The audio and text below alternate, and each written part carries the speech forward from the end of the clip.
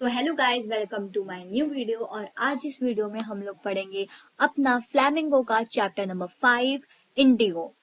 तो हमेशा की तरह हम शुरुआत करेंगे ऑथर से, या हम थोड़ा इंट्रोडक्शन लेंगे ऑथर का। हमारे इस चैप्टर के जो ऑथर है उनका नाम है लुइस फिश्चर, और इनके बारे में कुछ जानकारी, जो इम्पोर्टेंट बातें हैं वो हम जान लेते हैं, क्योंकि आजकल कुछ सीबीएसई जो है ना वो एमसीक्यू में पूछ लेती है कि ऑथर ने क्या क्या अचीवमेंट्स वगैरह वगैरह, जो इनके इम्पोर्टेंट बातें ऑथर से रिलेटेड वो पूछ लेती हैं। तो हम भी जरा ऑथर के बारे में जान लेते हैं। तो सबसे पहले ये समझना जरूरी है कि इंडिगो के जो हमारे ऑथर है उनका नाम है लुइस फिश्चर, और इनके बारे में और कुछ इम्पोर्टेंट बातें जो हमें जान लेनी चाहिए वो ये है कि इनका जन्म कहाँ हुआ था। ये इनका जन्म हुआ था फिलाडेल्फिया में। ठीक है, फिलाडेल्फिया में इनका जन्म हुआ था, और इन्होंने ब्रिटिश आर्मी को वॉलेंटियर किया था 1918 से लेकर 1920 तक, यानी 2 साल ये लोग ब्रिटिश आर्मी में रहे थे। ये जो थे लुइस फिश्चर। और इसी के साथ जब बाद में बोर हो गए थे आर्मी ज्वाइन करते हुए, तो उन्होंने अपना करियर को एज अ जर्नलिस्ट बनाया, अपने जर्नलिस्ट बने ये।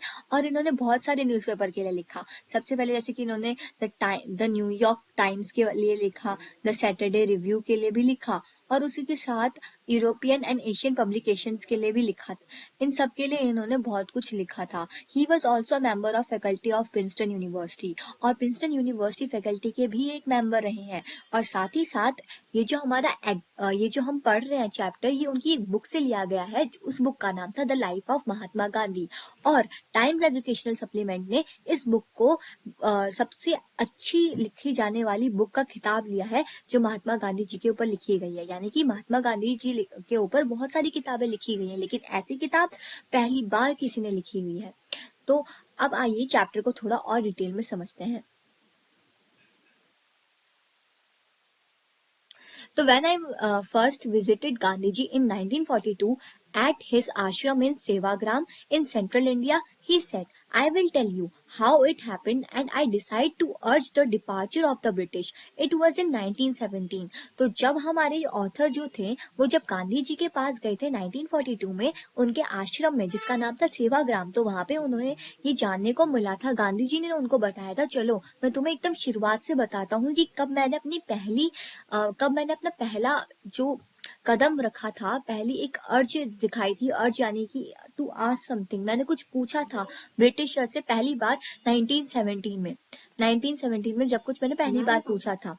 ही had gone to December 1916 annual convention of the Indian National Congress, और वो दिसंबर में 1916 annual convention of Indian National Congress party में गए थे। एनुअल कन्वेंशन मतलब कि एनुअल एग्रीमेंट के लिए वो गए थे, यानी दिसंबर की बात है 1916 की। वो एक एनुअल एग्रीमेंट के लिए गए थे। किसकी तरफ से? इंडियन नेशनल कांग्रेस पार्टी की तरफ से, लखनऊ में।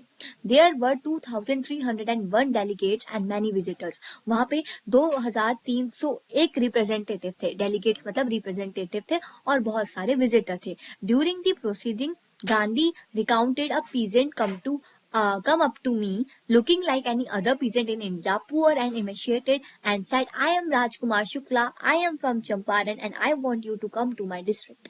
तो बेसिकली क्या हुआ, जब गांधी जी उधर पहुंचे तो गांधी जी से एक पीजेंट मिले। वो पीजेंट बाकी जैसे और पीजेंट दिखते हैं उन्हीं की तरह दिखता था। पीजेंट यानी कि गरीब किसान, तो बाकी सारे गरीब किसानों की तरह लिखता था। पहला तो वो गरीब था, दूसरा दुबला पतला था, ज्यादा अट्ठा कट्टा नहीं था। दुबला पतला एकदम पतले से होते हैं ना पुअर लोग, तो वही भी गरीब था तो और पतला था। इमिशिएटेड मतलब पतला, ठीक है। एंड सेड, इमिशिएटेड मतलब थिन हम बोल सकते हैं, वेरी थिन, बहुत ज्यादा पतला। और उन्होंने आकर गांधी जी से कहा, गांधी जी मैं हूँ राजकुमार शुक्ला और मैं चंपारण से आया हूँ, और मैं चाहता हूँ कि आप भी मेरे साथ मेरी डिस्ट्रिक्ट चले। गांधी जी ने ये जगह पहले कभी नहीं सुनी थी। It was in the foot hills of the towering Himalayas. तो बताते हैं कि ये हिमालयास के फुट हिल्स पर है, near the kingdom of Nepal, Nepal के साथ ही है। Under an ancient arrangement the Champaran peasant were sharecroppers. और किसी अरेंजमेंट के चलते वहां के जो किसान है, वहां के जो गरीब किसान है, वो शेयर क्रॉपर्स है। शेयर क्रॉपर्स यानी कि ऐसे फार्मर्स जो कि अपना जो हिस्सा होता है, अपने खेत का हिस्सा है, वो दे देते हैं किसी को। अपने जो खेत का हिस्सा होता है वो किसी को दे देते हैं। ओके तो आगे वो बोलता है कि Rajkumar Shukla was one of them, और राजकुमार शुक्ला भी उनमें से ही एक शेयर क्रॉपर का, मतलब उन्हीं में से एक शेयर क्रॉपर वाला फार्मर था। मैं शेयर क्रॉपर की डेफिनेशन बोल रही हूँ, a farmer who give a part of each crop as rent, जो अपने खेत का जो क्रॉप होता है उनको बेच मतलब दे देता है एज अ रेंट, क्योंकि उनके पास तो रेंट देने के लिए पैसा होता ही नहीं, तो क्रॉप को ही एज अ रेंट दे देते हैं। और राजकुमार शुक्ला भी उन्हीं में से एक था। ही वॉज इललिटरेट बट रेजोल्यूट, इललिटरेट यानी कि पढ़ा लिखा नहीं था लेकिन रेजोल्यूट था। रेजोल्यूट यानी कि उसमें एक डिटर्मिनेशन थी उसकी, मतलब उसमें बहुत ज्यादा डिटरमाइंड था। He had come to the Congress session, और वो कांग्रेस सेशन के लिए भी आया था, to complain about the injustice of the landlord system in Bihar. Injustice यानी कि अनफेयर, जो उसके साथ और बाकी पीजेंट्स के साथ जो अनफेयर हुआ था उसकी कंप्लेन लेकर वो कांग्रेस सेशन में भी आया था। और लैंडलॉर्ड ने जो, मतलब जो लैंडलॉर्ड ने करा था उनके साथ इनजस्टिस, उसके लिए कहाँ पर, बिहार में, यानी बिहार में जो वहाँ के लैंडलॉर्ड थे उन्होंने अनफेयर किया था वहां के गरीब किसानों के साथ, वहां के पीजेंट्स के साथ, ठीक है। And somebody had probably said speak to Gandhi ji, और जब वो ये कंप्लेन लेकर गए तो वहां पे किसी ने उनसे कहा होगा कि तुम गांधी जी के पास जाओ, वही तुम्हारी मदद करेंगे। Gandhi ji told Shukla he had an appointment in Kanpur basically is Kanpur, ठीक है। कानपुर इज बेसिकली कानपुर जो है कानपुर का पास नेम है, ठीक है। तो मैं यहाँ पे हाईलाइटर ले लेती हूँ, जो भी चीजें होंगी मैं आपको बताती जाऊंगी। Kanpur and also was committed, और वो भी कमिटेड यानी डेडिकेटेड, ठीक है। तो Kanpur and was also committed to go to other parts of the India, और उसने भी क्या करा, राजकुमार ने बोला कि ठीक है मैं भी आपके साथ आपके पीछे पीछे चलूंगा। शुक्ला अकम्पेन्ड विद एवरीवेयर, और शुक्ला भी उनके साथ अकम्पेन्ड यानी कि कंपनी देने के लिए उनके साथ पीछे पीछे चल दिया। Then Gandhi ji return to his ashram near Ahmedabad, और गांधी जी जब अपने आश्रम वापस आए, Shukla followed him to the ashram, और शुक्ला भी उनके पीछे पीछे आश्रम आए। For weeks he never left Gandhi ji side, और कम से कम बहुत सारे हफ्ते बीत गए और उन्होंने गांधी जी का पीछा करना अभी तक नहीं छोड़ा। Fix a date he bagged, उन्होंने बोला कि प्लीज गांधी जी आप कोई डेट फिक्स कर लो जब आप मेरे यहाँ आ सको। Impressed by share croppers tenacity and story, Gandhi ji said, I have to be in Calcutta and on such a date, ठीक है, come on and meet me and take me from there. Basically उसके बाद क्या हुआ, जब इतना सारा पीछा करते करते जब वो थक हार गया तो उसने गांधी जी से भीख मांगते हुए कहा कि गांधी जी प्लीज आप कोई डेट फिक्स कर दो। तो गांधी जी उस शेयर क्रॉपर के टेनेसिटी से बहुत ज्यादा इम्प्रेस हुए। टेनेसिटी बेसिकली डिटर्मिनेशन, उनके डिटर्मिनेशन से बहुत ज्यादा इम्प्रेस्ड रहे और उनसे कहा कि अभी मुझे तो कलकत्ता जाना है, वहां पे जैसी मेरी मीटिंग खत्म होगी तुम वहां पे आ जाना मुझसे मिलने, और हम मुझे वहां से ले जाना, ठीक है। मंथ पास्ट, बहुत सारे महीने भी चले गए। Shukla was sitting on the haunches, Shukla जो था अपने हंचेस पर बैठा हुआ था। हंचेस यानी कि थाइस पर बैठा हुआ था। At the appointed spot in Calcutta when Gandhi arrived, एक फिक्स स्पॉट पर बैठा हुआ था, तभी गांधी जी आ गए। He waited till Gandhi ji was free, और उसने तब तक वेट करा जब तक गांधी जी फ्री नहीं हो जाते। Then the two of them boarded a train for the city of Patna in Bihar, और वो दोनों फिर ट्रेन में बैठ गए जो वो ट्रेन में बैठ गए जो पटना जाती थी बिहार में। There Shukla led him to the house of lawyer, और वहां पे शुक्ला जो था उसको गांधी जी को जो Shukla led him to the house of lawyer named Rajendra Prasad who later become president of Congress party of the India. बाद में वो उनको लॉयर के पास लेके गया जिनका नाम था राजेंद्र प्रसाद, जो कि बाद में कांग्रेस पार्टी की तरफ से हमारे देश के पहले प्रेसिडेंट बने थे। Rajendra Prasad was out of town, लेकिन जो राजेंद्र प्रसाद थे वो टाउन से बाहर थे। But the servant new Shukla was a poor young man, यानी लेकिन उनके जो सर्वेंट था उनको पता था कि जो ये शुक्ला है ये एक पुअर पीजेंट है। Who posted there master to help the indigo sharecropper, जो कि उनके मास्टर को पेस्टेड यानी कि डिस्टर्ब करता है, पेस्टेड यानी कि डिस्टर्ब करता है, डिस्टर्ब करता है कि वो उनकी हेल्प करे। For Indigo share cropping, Indigo basically एक प्लांट है जो कि जिससे हमें ब्लू कलर मिलता है। ऐसा प्लांट जिससे हम ब्लू कलर के कपड़े बना सकते हैं उसको इंडिगो कहते हैं। So they let him stay on the ground with his companion Gandhi whom they took to be another peasant। तो उन्होंने उसको नीचे ही बैठाने दिया, मतलब कि उनको वो वेट कर रहे थे, जो शुक्ला जी थे वो वेट कर रहे थे राजेंद्र प्रसाद जी का, तो उनके सर्वेंट ने उनको वेट करने दिया कि जहाँ पे बैठे हुए वहीं पे बैठने दिया, और गांधी जी जो उनके साथ थे उनको भी बैठने दिया। उनको लगा जो ये गांधी जी है वो भी उन्हीं के साथ एक पीजेंट है, but Gandhi ji was not permitted to draw water from the well lest some drops from his bucket pollute the entire source। और जब उनको ये लग रहा था कि जो गांधी जी है वो उन्हीं की तरह एक पीजेंट है, तो जब गांधी जी को प्यास लगी तो उन्होंने उनको ये भी अलाउ नहीं किया कि वो कुएं में से निकाल के गांधी जी को पानी दे दे, क्योंकि उस टाइम पे अनटचेबिलिटी वाला सिस्टम होता था, और अगर उनके हिसाब से गांधी जी वहां उस कुएं से पानी पी लेते तो वो पूरा कुआं ही पॉल्यूट हो जाता। How did they know that he is not an untouchable? उनको कैसे पता था कि वो अनटचेबल नहीं है या फिर है?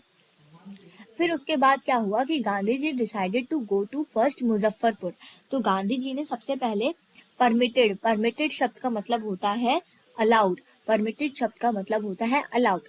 तो ये सब हुआ, तो उसके बाद क्या हो गया, गांधी जी ने डिसाइड करा कि वो पहले मुजफ्फरपुर जाएंगे। तो हम ना एक पॉइंट्स को हाईलाइट करते हुए चलते हैं, जो जो पॉइंट्स इंपॉर्टेंट है। तो सबसे पहले गांधी जी कहाँ जाने को बोला? मुजफ्फरपुर पर जाने को बोला। क्यों जाने को बोला मुजफ्फरपुर?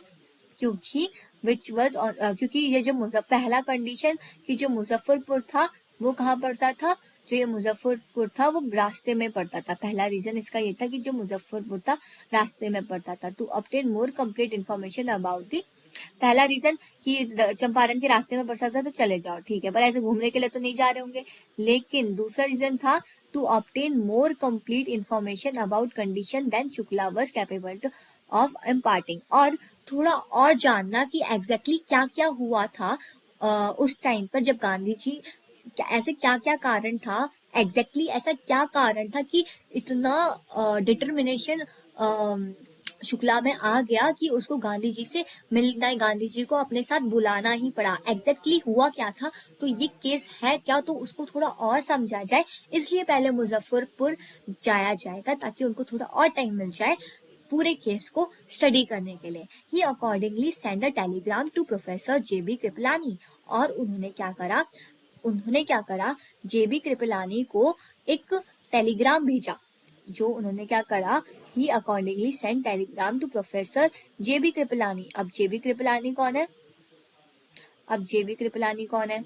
हमारे जो जेपी कृपलानी है वो जो आर्ट्स कॉलेज इन मुजफ्फर है ना उसके प्रोफेसर है आर्ट्स कॉलेज जो कि मुजफ्फरपुर में ही है। तो उन्होंने उनको टेलीग्राम भेजा ऐसे बताने के लिए कि ऐसा ऐसा है, मैं आ रहा हूँ, तो मुझे स्टेशन पे मिलना वगैरह वगैरह, तो सब उन्होंने बताया।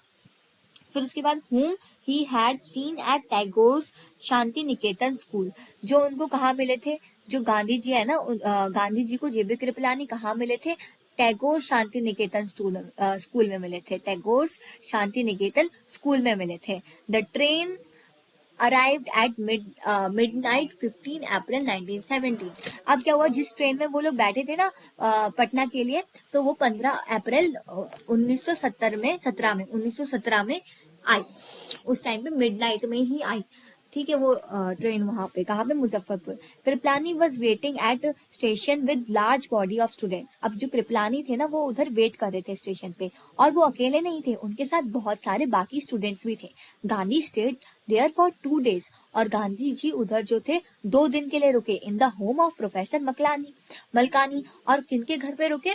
जो मलकानी नहीं थे, मलकानी जो थे ना उन प्रोफेसर के घर पे रुके। और ये बहुत ही ज्यादा ब्रेवरी वाली बात है कि उनके घर पे रुकना। क्या गांधी जी के लिए? नहीं, मलकानी के लिए। क्यों? क्योंकि उस टाइम पर देखो हम पढ़ते आगे, a teacher in a government school, वो क्या थे? एक टीचर थे गवर्नमेंट स्कूल में। जो कृपलानी थे उनके साथ थे ये मलकानी, और ये एक बेसिकली गवर्नमेंट टीचर थे। और जो गांधी जी थे ना 2 दिन तक, कितने दिन तक?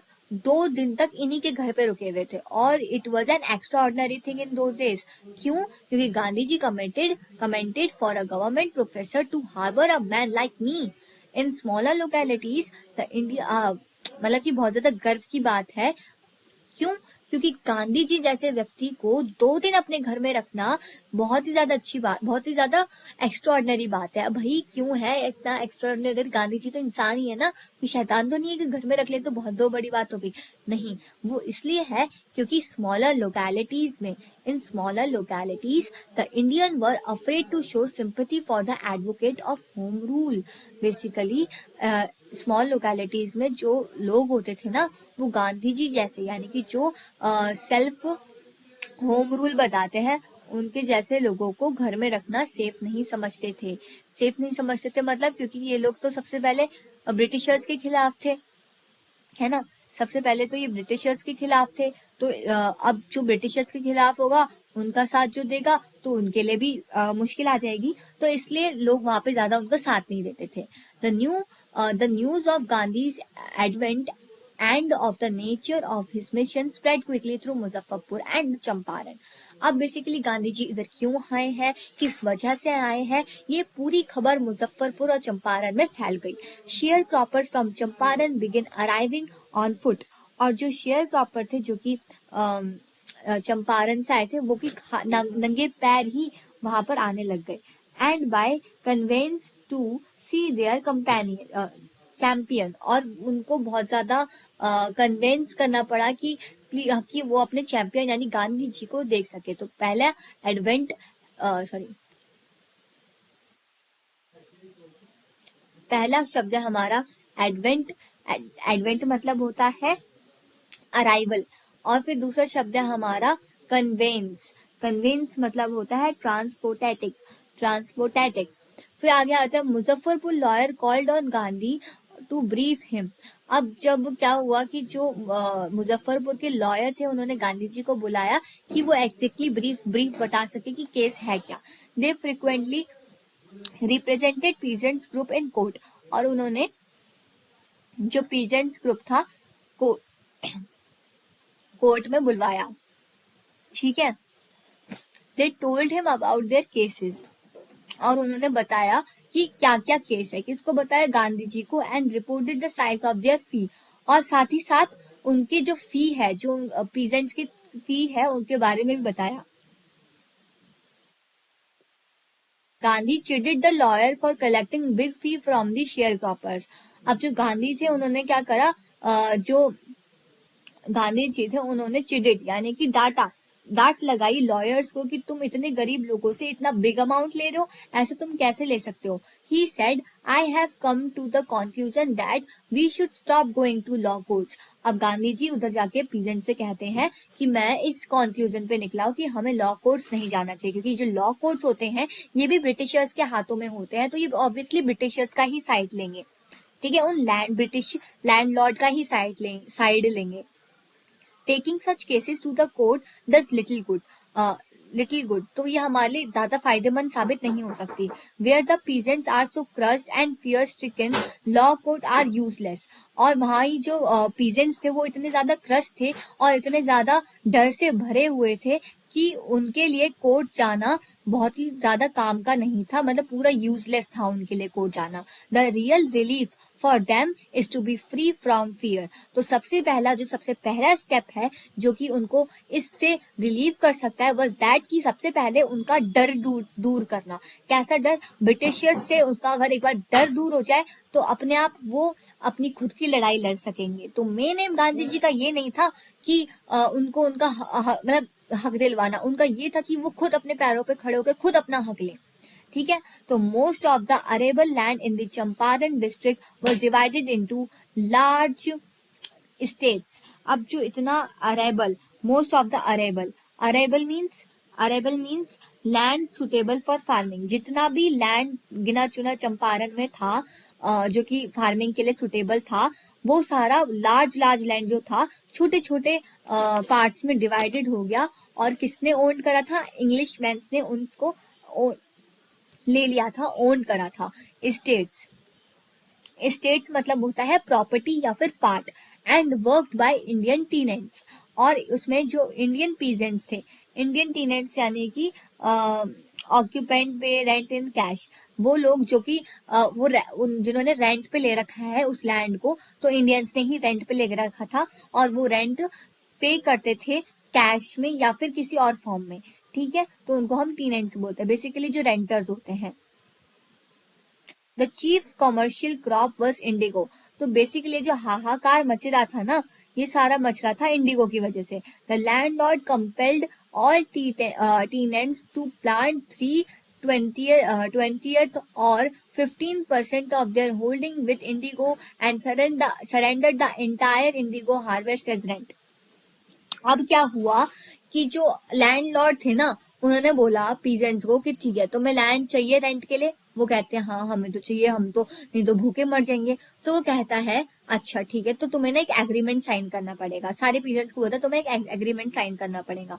तो बोलता है ठीक है बताओ क्या एग्रीमेंट है। तो एग्रीमेंट ऐसा रहता है कि जो लैंडलॉर्ड होता है वो जाकर जो रेंटीज होते हैं जो उनका लैंड ले रहे हैं उनसे कहता है कि तुम्हें अपना 3/20 या फिर 15%, जो लैंड का 15% होगा वो इंडिगो से ही उगाना पड़ेगा। और जितना भी इंडिगो उगेगा उसमें, उस लैंड में, वो सारा का सारा तुम्हें हमें देना होगा, एज अ रेंट पे करना होगा। बाकी बचे हुए तुम अपना कुछ भी उगाओ, उससे हमें लेना देना नहीं है। तो बोलता है चलो ठीक है, अब ये तो बड़ी काम की बात है, लेकिन ये इतना अच्छा काम का नहीं है। तुम समझोगे भाई इतनी दयालु कैसे हो गए। वो इसलिए क्योंकि इस तरह से ये है कि जो इंडिगो प्लांट होता है जो हमें ब्लू कलर प्रोवाइड करता है, ये इतना अच्छा क्यों नहीं होता कि आपने लोअर क्लासेस में पढ़ा होगा मेरे हिसाब से, आपके पास जब चैप्टर होगा कि जो इंडिगो है वो एक ऐसा प्लांट होता है जो कि जो सॉइल होगा उसकी फर्टिलिटी को पूरी तरह से खराब कर देता है। यानी कि अगर मान लो इधर मैंने एक इंडिगो उगाया, ठीक है, इस वाले जगह पे मैंने इंडिगो उगाया, तो मैं दोबारा इधर इंडिगो नहीं उगा पाऊंगी, मुझे इस दूसरी वाली जगह पे उगाना पड़ेगा। तो मान लो कि हमारे पास ये ग्राउंड है, तो इसका हम 15% हर महीने रेंट पे करना होता है, याद रखना। मान लो 15% इतने पे हम लोग इंडिगो उगाते हैं, और सिर्फ इंडिगो ही नहीं उगा पाऊंगी, कोई भी क्रॉप नहीं उगा पाऊंगी, समझ रहे हो। तो वो फर्टिलिटी कम करता है। अगर मान लो मैंने इधर इंडिगो उगा दिया, चलो ठीक है मैंने रेंट की तरफ से दे दिया, अब मैं दोबारा इधर इंडिगो उगाया तो वो नहीं उगा। तो मैं इस वाले पार्ट में बताऊंगी, बच्चे वाले पार्ट में, और कोशिश करूंगी कि बाकी वाले पार्ट में, जैसे कि ये वाला है ना अपना, इस वाले पार्ट में इंडिगो उगाऊंगी और कोशिश करूंगी कि इस वाले पार्ट में अपना कोई और क्रॉप उगा लूं, और यहाँ पे भी अपना कोई और क्रॉप उगा लूं। तो वही करा मैंने, लेकिन इस वाले में कोई और क्रॉप नहीं उगा, लेकिन इस वाले में कोई और क्रॉप उग गया। अब मैंने इधर भी इंडिगो उगा दिया तो ये वाला एरिया भी चला गया, यानी कि मेरा टोटल 30% लैंड का 30% तो वेस्ट हो गया। फिर उसके बाद मैंने फिर 15%, यानी कि 30 + 15%, और ये चीज इतना मैंने फिर वेस्ट कर लिया। फिर धीरे धीरे धीरे करके मेरा पूरा ग्राउंड का फर्टिलिटी वेस्ट हो जाएगा, और मेरा पूरा क्रॉप भी नीचे चले जाएगा। फिर मैं रेंट भी पे नहीं कर पाऊंगा, और दूसरे क्या होगा, मैं रेंट में धंसता चले जाऊंगा। और दूसरी चीज क्या होगी कि उनको खुद का खाना उगने वो नहीं मिलेगा।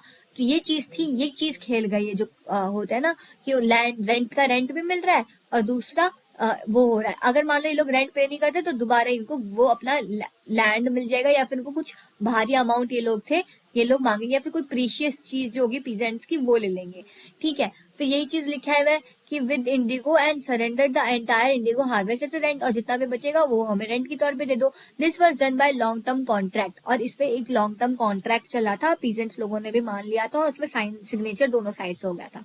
अब बात ये थी कि जो भी इस कॉन्ट्रैक्ट को तोड़ेगा,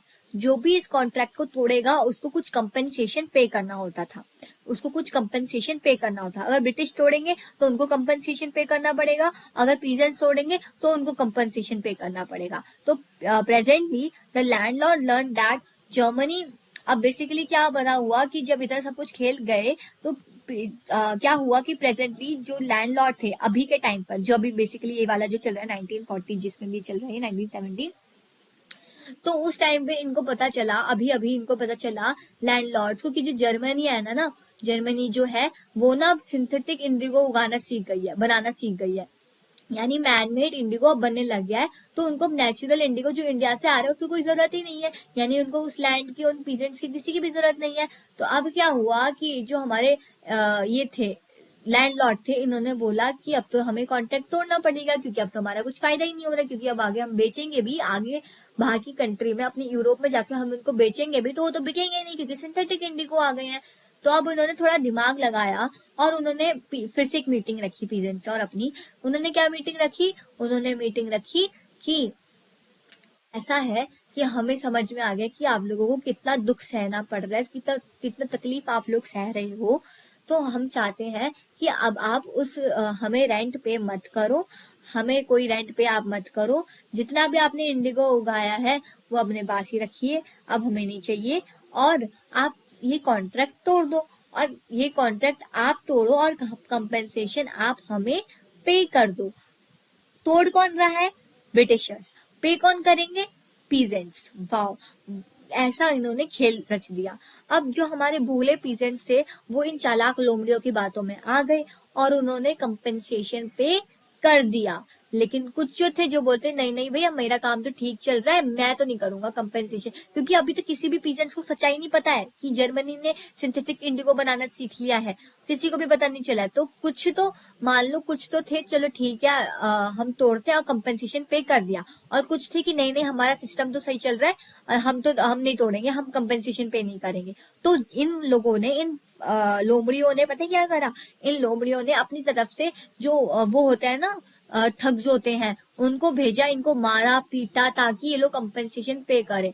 और दूसरी तरफ जो जिन्होंने कंपेंसेशन पे कर लिया था उनको जब रियलिटी पता चली कि क्या क्या हुआ है, इतना सब कुछ हो गया है, तो उन्होंने क्या करा, वापस वो उनके पास गए कि हमें हमारा कंपेंसेशन वापस करो, जो हमने तुम्हें दिया था, तुमने तो अपनी तरफ से तोड़ने के लिए हमें बहलाया फुसलाया, तुम्हारा सिंथेटिक इंडिगो तुम्हारा बना है और तुमने हमें हमसे कंपेंसेशन क्यों लिया। वो लोग आगे लॉ कोर्ट्स में भी गए तो उनका कुछ फायदा नहीं हुआ, क्योंकि वहां पे इतना अमाउंट मांग रहे थे वो कि उनके पास देने के लिए कुछ था ही नहीं, तो फिर वो कैसे लड़ते। तो इसलिए वो घूम फिर के गांधी जी के पास आए थे। तो ये सब केस हुआ था। तो जल्दी जल्दी हम इसको एक बार पढ़ लेते हैं। तो they are upon obtain agreement from the share croppers to pay off compensation off releasing from 15% of the agreement. वही चीज है, कंपेंसेशन उनसे मांगा। The share cropper arrangement was is some of to the peasants and many signed willingly. Many signed willingly. बहुत सारे लोगों ने willingly sign किया. Those who resisted engaged lawyer. और जिन्होंने मना किया और लॉयर के पास गए. The landlords hired thugs. Meanwhile, the information about the synthetic indigo reached to the illiterate peasants who had signed and they wanted their money back. तो इन्होंने thugs भेजे, मारा पीटा। दूसरी तरफ उन और बाकी पीजेंट्स को पता चल गया था और उन्होंने अपना मनी की डिमांड करी। At this point Gandhi ji arrived in Champaran. और इतनी कहानी सुन के गांधी जी चंपारण पहुंच चुके थे। He began by trying to get the fact. First he visited the secretary of the British landlord association. तो सबसे पहले उन्होंने चंपारण में आके क्या करा? First, he visited the secretary of the British Landlords Association. सबसे पहले वो यहाँ गए, ठीक है। कहाँ पे गए? ब्रिटिश लैंडलॉर्ड एसोसिएशन की सेक्रेटरी के पास गए। The secretary told him that they could give no information to an outsider. Gandhi ji answered that he was no outsider. तो क्या हुआ कि जो सेक्रेटरी था उसने बोला कि हम किसी बाहर के आदमी को ना अपना अंदर का वो नहीं इंफॉर्मेशन नहीं दे सकते। तो गांधी जी ने बोला कि मैं बाहर का आदमी नहीं हूँ। Next Gandhi ji called the British official commissioner of the Tirhut division. अब इन्होंने तो मना कर दिया था, यहाँ से कुछ सफलता नहीं मिली, तो अगली बार गांधी जी किसके पास पहुंच गए? ब्रिटिश ऑफिशियल कमिश्नर के पास जाकर पहुंच गए, ठीक है। ऑफ द तिरहुत डिवीजन, किसके पास? तिरहुत डिवीजन के कमिश्नर के पास। इन विच द चंपारण डिस्ट्रिक्ट ले, जिनके अंडर चंपारण डिस्ट्रिक्ट आता था। अब क्या हुआ? The commissioner Gandhi reports proceeded to bully me and advised me forthwith to leave Tirhut. अब बेसिकली क्या हुआ, जब गांधी जी उनके पास अपना ये सब केस लेके गए तो इन्होंने क्या करा? इनको धमकाया, बुली किया और फोरविथ किया। फोरविथ का मतलब क्या होता है? फोरविथ का मतलब होता है इमीडिएटली तिरहुत को छोड़ने के लिए कहा कि गांधी कुछ भी हो जाए तुम्हें छोड़ के जाना होगा। गांधी डिड नॉट लीव, लेकिन गांधी जी ने हार नहीं मानी, उन्होंने वो जगह छोड़ी नहीं। Instead he proceeded to Motihari, the capital of Champaran. तो उन्होंने क्या करा, ना कि वहां जगह छोड़ने की बजाय वो और चंपारण के और अंदर चले गए, यानी मोतीहारी चले गए। मोतीहारी क्या है? कैपिटल है चंपारण की। Several lawyers accompanied him, और बहुत सारे लॉयर ने उनका साथ दिया। At the railway station, a vast multitude greeted Gandhi ji, और बहुत सारे लोगों ने रेलवे स्टेशन पे उनसे मिलकर चर्चा करी। He went to house and using it as at headquarters. went to a house and using it as headquarters. वो एक घर में गए और उनको अपना हेडक्वार्टर के रूप में उसको इस्तेमाल किया. Continues his investigation, और अपना जो इन्वेस्टिगेशन था सब कुछ कंटिन्यू रखा. A report came in that a peasant had been maltreated in a nearby village. तो उधर एक रिपोर्ट मिली कि एक पीजेंट के साथ एक इन्होंने बहुत बुरा हादसा किया है किसी पास की विलेज में. गांधी डिसाइडेड टू गो, और गांधी जी ने जब ये बात सुनी तो उन्होंने डिसाइड करा तो हम चलेंगे. And see the next morning he started out of the back of an elephant, और एलिफेंट के ऊपर बैठकर वो अगले दिन उस विलेज के लिए रवाना हो गए. लेकिन उनका रास्ता एक पुलिस सुपरिटेंडेंट ने रोका. और message overtook him and order him to return to town, और उन्होंने मैसेज भेजा उनको और बोला कि तुम जल्दी से जहां से आए हो वही लौट जाओ, अपने टाउन में वापस लौट जाओ. In his carriage Gandhi Gandhi compile करते हैं मैसेजर. कंपाइल यानी कि फॉलोड, यहाँ मैं बता देती हूँ. Compile यानी कि followed. The messenger drove Gandhi home where he served him with an official notice to quit Champaran immediately. अब जब मैसेंजर जब वो गांधी जी ने उनकी बात नहीं मानी और आगे चले गए, तो फिर उस मैसेंजर ने उनको एक ऑफिशियल नोटिस भेजा कि तुम्हें जल्दी से जो चंपारण है उसको जल्दी से क्विट करना होगा. गांधी जी ने साइन किया रिसिप्ट पे for the notice and wrote on it that he would disobey the order, और उसके बाद उन्होंने बड़े प्यार से उस पर लिखकर बोला कि मैं आपका ऑर्डर नहीं मानता हूँ, मैं आपका ऑर्डर को डिसोबे करता हूँ. इन कॉन्सिक्वेंस यानी कि एज अ रिजल्ट में क्या होना था, गांधी जी को कोर्ट में बुलाया गया और उनको कोर्ट आना पड़ा. All night Gandhi remain awake, और पूरी रात जो थे गांधी जी सोए नहीं, वो उठे रहे और अपने हाईली मतलब क्या बोलते एक दर्जे पे लोग होते हैं ना, एक हाईली दर्जे पे जो लोग होते हैं उनको कांटेक्ट करने लगे जो उनके दोस्त होंगे. जैसे डॉक्टर राजेंद्र प्रसाद जो उनको बिहार आने को बोला और उनके बाकी फ्रेंड्स को भी बिहार आने को बोला. He sent instructor to the ashram में भी उन्होंने इंस्ट्रक्टर भेजे. He wired a full report to the viceroy, और पूरा फुल रिपोर्ट उन्होंने भेजा. Morning found the town of Motihari black with peasants, और पूरे दिन अगले दिन क्या हुआ, सब इतने सारी भीड़ उधर जमा हो गई, इतने सारे पीजेंट जमा हो गए. सिर्फ ब्लैक की ब्लैक यानी सर दिख रहे थे, सबके पीजेंट दिख रहे थे. They did not know Gandhi ji is recorded to the records in South Africa. उनको कुछ नहीं पता था कि गांधी जी ने साउथ अफ्रीका में क्या करवाया. तुम लोगों को पता है साउथ अफ्रीका में क्या होता है, नेल्सन मंडेला वाले चैप्टर में तुमने क्लास 9th में पढ़ा होगा. तो they had merely heard that Mahatma who wanted to help him. बस उनको इतना पता है कि एक महात्मा आया है जो उनकी मदद करना चाहता है. was in trouble, और वो अब ट्रबल में है. with the authorities, their spontaneous demonstration in thousands around the cart house was the beginning of their liberation and fear for the British. और ये बात सुनते ही thousands of जो थे वो कोर्ट हाउस के बाहर गैदर्ड हो गए, और अब उनको किसी से भी डर नहीं लग रहा था, ब्रिटिश से भी डर नहीं लग रहा था, क्योंकि वो सब एक साथ थे, वो एक साथ यूनाइट थे. द ऑफिशियल फेल्ट पावरलेस, और इसके बाद जो ऑफिशियल्स थे उनको खुद शक्तिहीन महसूस हुआ, यानी उनको पावरलेस महसूस हुआ. विदाउट गांधी कॉपरेशन, क्योंकि उनके पास तो गांधी कॉपरेशन भी नहीं था. ही हेल्प फ्रॉम रेजुलेट द क्राउड, और उन्होंने हेल्प मांगी गांधी जी से कि तुम थोड़ा क्राउड को संभालने में मदद करो. He was polite and friendly, और गांधी जी पोलाइटली और फ्रेंडली गए. He was giving them concrete proof that their might hitherto dreaded and unquestioned could be challenge by Indians, और उनको ये यकीन दिलाया कि इंडियंस कहीं तक भी जा सकते हैं, बस उनकी लिमिट पार मत करवाना. द गवर्नमेंट बस बेफिल्ड, और जो गवर्नमेंट थी वो बेफिल्ड हो गई थी. The prosecutor requested.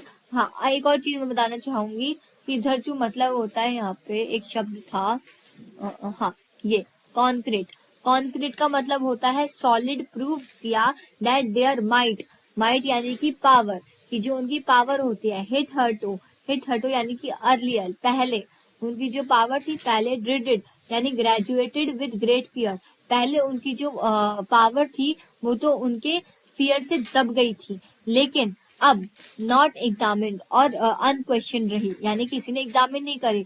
Could be challenge by the Indians, लेकिन अब वो जग चुकी है, वो पावर अब जग चुकी है. द गवर्नमेंट वॉज बेफिल्ड, गवर्नमेंट पूरी पागल पगला गई इतनी सारी भीड़ देख के। द प्रोसिक्यूटर रिक्वेस्टेड द जज टू पोस्टपोन द ट्रायल, और जो प्रोसिक्यूटर था उसने रिक्वेस्ट किया जज को कि प्लीज अपना जो ट्रायल है उसको पोस्टपोन कर दिया। Apparently the authorities wishes to consult their superiors, और अथॉरिटीज ने ये इच्छा प्रकट करी कि वो अपने सुपीरियर से मिलना चाहते हैं। Gandhi protested against the delay, और गांधी जी ने बोला कि नहीं नहीं मुझे डिले नहीं चाहिए, आपको जो डिसीजन लेना है अभी अभी लो। He read the statement pleadingly guilty, he was involved, he told the court he told the court in a conflict of duties, और उनको ये सारी जल्दीबाजी थी। नहीं तो उन्होंने बोला अगर तुम्हें मुझे गिल्टी साबित करना है तो अभी साबित करो, फिर मैं अपना ज्यादा टाइम वेस्ट नहीं कर सकता। हाँ, तो और उसने ये सारा कोर्ट को बताया कि ये सब ऐसी ऐसी चीजें हैं, मुझे जल्दी से डिसीजन आप दो। On the one hand not set a bad example as a law breaker, और दूसरे हैंड वो एक ऐसा भी एग्जाम्पल नहीं देना चाहते थे कि मैं लॉ ब्रेकर हूँ, नहीं। On the other hand to render the humanitarian and national services, एक तरफ तो उन्होंने लॉ ब्रेक किया और दूसरी तरफ उन्होंने क्या करा, ह्यूमैनिटेरियन और नेशनल सर्विस के प्रति अपना झुकाव दिखाया। फॉर विच ही हैड कम, और जिसके लिए वो इतनी दूर से आए थे। He disagreed the order to leave not for the, उन्होंने अपने एक्सप्लेनेशन में क्या दिया कि उन्होंने ये ऑर्डर इसलिए नहीं किया कि उनको मजा आ रहा था, नहीं, उन्होंने किया not for the want the respect for the lawful authorities, ऐसा नहीं कि उनको इनकी रिस्पेक्ट नहीं है, but in obedience of the higher law of our being the voice consequences. तो इसीलिए ताकि उनकी आवाज हायर वॉइस तक, उनकी जो आवाज है वो आगे पहुंच पाए, इसलिए उन्होंने लॉ को डिसऑबे किया। He asked the plenty due, the magistrate announced that he would pronounce sentence after a 2-hour recess and asked Gandhi to furnish bail for the 120 minutes. Gandhi refused. The judge released without bail. तो basically क्या हुआ कि जजेस ने बोला कि गांधी जी को bell दी जाती है और 2 से 3 घंटे में हम करेंगे, रिसेस के बाद हम अपना रिजल्ट सुनाएंगे, लेकिन गांधी जी ने मना कर दिया, नहीं मुझे बेल नहीं चाहिए। तो फिर बाद में जजेस को बेल दिए बिना ही गांधी जी को रिलीज करना पड़ा। When the court reconvened, the judges said that he would not deliver the judgment for several days. Meanwhile, he allowed Gandhiji to remain at liberty. और at last गांधी जी को कोई जेल नहीं हुई और गांधी जी सलाखों के बाहर आ गए। वैसे भी बाहर थे लेकिन अभी भी बाहर आ गए। तो वैसे देखो, मैजिस्ट्रेट का मतलब होता है जजेस, मैजिस्ट्रेट का मतलब होता है जजेस, और रिसेस का मतलब होता है ब्रेक। ये तो तुम्हें पता ही होगा कि रिसेस का मतलब ब्रेक होता है। फिर उसके बाद हम पैराग्राफ में आते हैं। व्हेन द कोर्ट रिकन्वेंट, ये तो सारा पढ़ लिया था। रिकन्वेंट यानी कि जब दोबारा स्टार्ट हुआ, जब कोर्ट दोबारा स्टार्ट हुआ। फिर से बता देती हूँ, रिकन्वेंटेंस का मतलब होता है कोर्ट जब दोबारा स्टार्ट हुआ। और लिबर्टी का मतलब क्या होता है, लिबर्टी का मतलब होता है कि फ्री हो जाना। फिर गांधी जी अब हम फ्री हैं। राजेंद्र प्रसाद, ब्रिज किशोर बाबू, मौलाना मुजाहरुल उक and several other prominent lawyers, जितने भी जिनको भी बुलाया था वो सब उधर बिहार में आ गए थे। They conferred with Gandhi what would they do if he were sentence to the presence. अब उन्होंने बोला कि गांधी जी ने उनसे पूछा कि अगर मैं जेल चले जाता तो तुम क्या करते। तो why the senior lawyer replied, the senior lawyer replied they had come to advise and help him. If he went to jail, there would nobody to advise, they would go home. तो basically क्या है कि जो गांधी जी है वो adviser है lawyer के। जब गांधी जी चले जाएंगे, जब गांधी जी जेल चले जाएंगे तो ये लोग अपने घर चले जाएंगे, क्योंकि अब उनको कोई एडवाइस देने वाला बचा ही नहीं। तो फिर गांधी जी को सुनकर थोड़ा दुख होता है और वे कहते हैं what about the injustice to the share croppers. Gandhi ji demanded, Gandhi ji ने बोला कि अच्छा जो ये इनजस्टिस जो अनफेयर हो रहा है इनके साथ, कौन है इनका, इनके साथ जो हमारे पीजेंट है उनके साथ, तो उनका क्या होगा। तो उनका क्या होगा। तो Rajendra Prasad was recorded the upshot and their consultants, they thought among themselves that Gandhiji was totally a stranger and yet he was prepared to go to prison for the sake of the peasants if they, on the other hand, being not only resistant and adjoined district but also those who claim to the serve their peasants should go home, it would be shameful desertion. Basically क्या होता है कि जो Rajendra Prasad, bridge किशोर, बाबू मौलाना, ये सब जो है जितने भी प्रोमिनेंट यानी कि इम्पोर्टेंट लॉयर जो हैं वो उधर आते हैं और गांधी जी से मिलते हैं। कॉन्फर यानी कि डिस्कस, गांधी जी से डिस्कस करते हैं और गांधी जी उनसे एक सवाल पूछते हैं कि अगर आज वो जेल चले जाते तो उसके बाद ये लोग क्या करते। तो वो रिप्लाई में देते हैं कि देखो गांधी जी, आप ही एक हमारे एडवाइजर हो, आप ही हो जो हमें एडवाइस करते हो, अगर आप ही जेल चले जाते तो हम क्या करते हैं, हम अपने घर चले जाते, क्योंकि हमें कोई मिलता ही नहीं एडवाइजर देने वाला। तो फिर गांधी जी बोलते हैं अच्छा अगर तुम घर चले जाओगे तो फिर जो ये पीजेंट्स है जिनके साथ इतना सब कुछ हो रहा है उनके साथ क्या होगा आगे, क्या अगर मैं जेल चले जाता तो फिर उसके बाद क्या होता उनके साथ। तो फिर डॉक्टर राजेंद्र प्रसाद जो है वो थोड़ा रुकते हैं और बाकी सबके साथ सलाह मशवरा करके गांधी जी से मतलब डिस्कस कर रहे होता है कि गांधी जी तो एक आउटसाइडर है जिनका चंपारण पर कोई हक नहीं है, लेकिन हम तो चंपारण के ही रहने वाले हैं, हम तो उन्हीं के लॉयर हैं, हमारा तो काम ही उन्हीं का है। जब गांधी जी जैसे स्ट्रेंजर अपने आप को चंपारण के पीजेंट्स के लिए सलाखों के पीछे घसीट देना चाहते हैं, यानी कि जेल में भी जाने को तैयार हैं, तो वो जिनकी ड्यूटी है उनकी सेवा करना वो क्यों नहीं कर सकते। और उनके रहते हुए अगर कोई बाहर का आदमी जेल जाए, कोई स्ट्रेंजर जेल जाए, तो ये उनके लिए कितनी शर्मनाक बात होगी। तो फिर उसके बाद वो क्या जवाब देते हैं, उसके बाद वो जवाब देते हैं they openly went back to Gandhi ji and told them they were ready to flow him to jail. तो फिर क्या होता है, जब ये वाली बात उनको बताती है कौन, जब जो हमारे ऑथर को जब ये वाली बात पता चलती है कि क्या हुआ, सॉरी ये तो मैंने थोड़ा बिगड़ गया, कोई बात नहीं मैं इसे बता देती हूँ। जब गांधी जी को ये सारी बात पता चलती है, क्या बात कि इन्होंने ऐसा बोला है, क्या बोला है इन लोगों ने, इन्होंने बोला है कि कि अगर आप जेल चले जाओगे तो हम भी आपके पीछे पीछे जेल चले जाएंगे। तो गांधी जी कहते हैं बस इतना ही सुंदर रह गया था, the battle of Champaran is won. अब यहाँ पे क्वेश्चन आता है, ये बहुत इंपॉर्टेंट क्वेश्चन है कि गांधी जी ने ऐसा क्यों कहा कि the battle of Champaran is won. Gandhi ji ने ऐसा क्वेश्चन ऐसा क्यों कहा, ये बहुत इंपॉर्टेंट क्वेश्चन है, ये आया भी है। ऐसे क्या हुआ जो गांधी जी को, ऐसा कैसी क्या चीज हुई कि जिसने गांधी जी को मजबूर कर दिया ऐसा कहने के लिए। ठीक है, तो क्या हुआ था, अकॉर्डिंग टू हिम अब उनको लगा था कि हम सब एक साथ यूनाइट है। और इन्होंने ये बात करी, ये बात कब कही थी, क्यों कही थी, जब इन्होंने बोला था कि अगर आप जेल चले जाएंगे तो हम भी जेल चले जाएंगे, यानी कि सब यूनाइट हो गए थे। अब सबके पास वो चीज आ गई थी, सबका कॉपरेशन, लॉयर्स का कॉपरेशन देखते हुए उन्होंने ऐसा कहा था बस अब हम एक साथ यूनाइट हो गए हैं, तो अब हम चंपारण का आधा मतलब चंपारण की जो वॉर है, जो बैटल है, वो तो अब हम जीत ही जाएंगे या जीत ही चुके हैं, he exclaimed. Then he took a piece of paper and divided the groups into pairs and put down the order in which each pair was to court arrest. यानी कि अब उन्होंने क्या किया था, अब उन्होंने एक शीट ली, उसको पेजेस उनको टीयर करा, पार्ट्स में डिवाइड करा और हर किसी को एक एक पार्ट दे दिया, जिसमें लिखा था कि अगर वो जेल गए तो कौन कौन से कोर्ट के उसमें अरेस्ट होगा।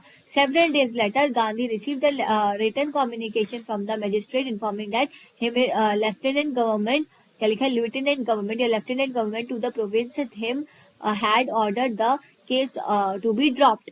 अब बेसिकली क्या हुआ, उनको फिर उसके बाद लेटर मिलता है कि जो आपका केस है वो ड्रॉप हो चुका है। सिविल डिसोबीडियंस हैड ट्रिम्ड, और सिविल डिसोबीडियंस यानी कि सिविल यानी कि लोगों का मना करने का जो ये चीज है ये जीत चुकी है, और अब आप पे कोई भी केस नहीं चल रहा। तो गांधी जी ये जब सुन लेते हैं तो Gandhi ji and the lawyer now proceed to conduct the far flung inquiry into the grievances of farmers. अब बेसिकली क्या होता है, जब इतना सब कुछ हो जाता है, गांधी जी की तरफ कोई भी केस वेस नहीं है, तो गांधी जी और उनके साथ जो लॉयर्स थे वो सारे अब इंक्वायरी करने लग जाते हैं फार्मर्स के लिए कि बेसिकली क्या होता है। तो वो क्या क्या लेता है, क्या क्या सबूत लेता है, deposit by about 10,000 peasants were return down. और उन्होंने क्या किया, जो 10,000 पीजेंट्स थे ना उनसे रिटर्न में लिया, उनसे रिटर्न में इंफॉर्मेशन ली, ठीक है, down and notes make them other evidence, और बाकी सारे जो एविडेंस थे उनको नोट डाउन करा। डॉक्यूमेंट वर कलेक्टेड, और जितने भी डॉक्यूमेंट थे 10,000 पीजेंट्स का जितने भी डॉक्यूमेंट थे सबको कलेक्ट किया गया। द होल एरिया थ्रॉप्ड, और सारा एरिया जो था थ्रॉप्ड हो गया। थ्रॉप्ड यानी कि पूरी क्राउडेड से भर रखा था। एविडेंस मतलब कि प्रूफ, एविडेंस मतलब कि प्रूफ, थ्रॉप्ड यानी कि पूरा घिरा होना क्राउड से, ठीक है। और यहाँ पे एक और मतलब होता है ये ग्रीवेंसेस, ग्रीवेंसेस यानी कि कंप्लेन, ग्रीवेंसेस यानी कि कंप्लेन। फार फ्लंग इंक्वायरी यानी कि detailed inquiry, far flung inquiry यानी कि डिटेल्ड इंक्वायरी। और उसके बाद आता है डिपोजिशन, डिपोजिशन मतलब कि फॉर्मल रिटन स्टेटमेंट, डिपोजिशन मतलब कि फॉर्मल रिटन स्टेटमेंट। अब क्या होता है, पूरे क्राउड उधर इकट्ठा हो जाती है with the activity of investigators and vehement protest of the landlords, और वो सारी प्रोटेस्ट करने लग जाती है against the landlords. In June Gandhi summon to sir Edward Gait. अब बाद में क्या होता है, जब गांधी जी है ना सारा डॉक्यूमेंट्री लेकर के एडवर्ड गेट से मिलने चले जाते थे। एडवर्ड गेट कौन है, वही लेफ्टिनेंट गवर्नमेंट जिन्होंने इनको ये लेटर भेजा था, ठीक है। Before he went he met leading associates and again led detailed plans for civil disobedience if he should not return। तो फिर क्या हुआ उसके बाद, जो हम वहां से जाने से पहले ही मेट, तो वहां किससे, एडवर्ड गेट यानी जो लेफ्टिनेंट गवर्नमेंट है उनसे मिलने से पहले वो कहाँ गए थे, उन्होंने किससे मिला था, वो मिले थे लीडिंग एसोसिएट्स यानी कि जो प्रोमिनेंट सपोर्टर्स हैं उनसे वो मिलने गए। लीडिंग एसोसिएट्स यानी देखो मैं इनको अंडरलाइन कर लेती हूँ। लीडिंग एसोसिएट्स यानी जो प्री डोमिनेंट सपोर्टर्स हैं उनसे मिलने गए, and again laid detailed plan for civil disobedience, और इसके लिए उन्होंने काफी सारे प्लान बनाए। If he should not return, अगर वहां से बात नहीं बनती तो अगर वो खाली हाथ वापस आ जाएंगे, if he should not return, अगर वो वहां से वापस नहीं आएंगे तो तुम्हें क्या क्या करना है, सारा उन्होंने प्लान पहले से ही बना के रखा था। गांधी एंड फोर प्रोटेक्टेड मतलब कि lasting for a long time, protected मतलब कि lasting for a long time interviews, यानी कि वो इंटरव्यूज जो बहुत साले पहले से चलते आ रहे थे लेफ्टिनेंट गवर्नमेंट के साथ, who as a result appointed the official commission for of inquiry into the indigo share Cowper's.